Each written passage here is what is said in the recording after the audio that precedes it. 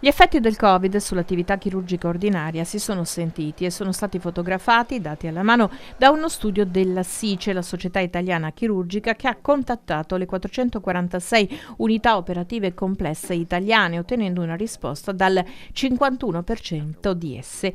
La sintesi è che per mesi è stato chiuso l'11% dei reparti chirurgici, con conversione necessaria degli esperti del bisturi che sono diventati internisti. Una leggera ripresa dell'attività in sala operatoria si è avuta in estate, ma da ottobre a dicembre un nuovo stop dell'8% e nel pieno di una terza ondata c'è il rischio di blocchi ulteriori. Tutto questo ha portato di conseguenza a che cosa? Che individua l'attività chirurgica.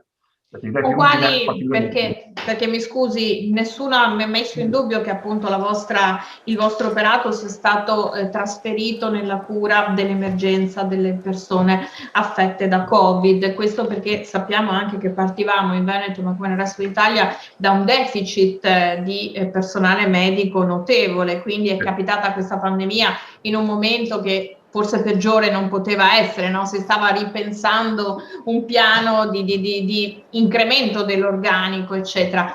E questo sicuramente non è messo in dubbio, però che tipo di ripercussione ha avuto questa riduzione dell'attività chirurgica, chiamiamola in senso stretto, per quanto riguarda la salute poi della popolazione? Perché un conto se è un intervento che si può rinviare di un anno, l'effetto probabilmente è relativo, però Il problema è che secondo me c'è stato un doppio effetto, c'è stato sia un effetto, chiamiamolo così, logistico, cioè diminuisco il numero di posti letto, è ovvio che ho meno spazi per poter offrire un'attività particolare. C'è un'altra cosa, che purtroppo questo è anche presente e lo vediamo, che c'è stata una grande paura di avvicinarsi negli ospedali, perché l'ospedale è sempre stato il luogo dove più facilmente si poteva entrare in contatto con questo maledetto virus. Noi abbiamo dei numeri che sono per quanto numeri percentuali, quindi non sono numeri assoluti, sono numeri percentuali, però ci facciano pensare. Per esempio, nel primo periodo il 30% di tutte le unità operative complesse hanno fatto meno di 20 interventi, noi li chiamiamo elettivi, quindi quelli programmati, cioè nulla. Vuol dire che in 3 mesi fare 20 interventi programmati vuol dire assolutamente nulla.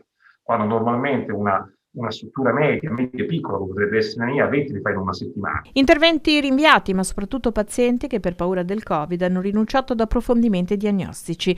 In una lettera la SICE presenta delle proposte. Forse l'unica cosa che ci sentiamo di dire come società è che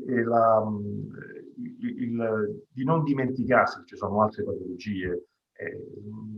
All'inizio forse si è stato giustamente presi da questa pandemia e ci siamo scordati che non sono soltanto quelle chirurgiche, sono anche tutte quelle annesse e connesse che vanno alla prevenzione, alle altre patologie internistiche. Viene da pensare ai problemi di cuore, ai problemi di diabete, che poi che per noi operare un paziente scompensato cardiaco, cosa che è capitato, un paziente scompensato diabetologico, vuol dire rendere ancora più difficile non l'atto chirurgico, che per noi è sempre lo stesso, ma abbiamo un paziente che ci può presentare peggiori problematiche. Un consiglio anche alle persone. Di non sottovalutare molto spesso il sacrificio di oggi, perché è indubbio che è un sacrificio, è indubbio che è un sacrificio, ci aiuterà per il domani. E quindi mettere in atto quei meccanismi che sono così banali,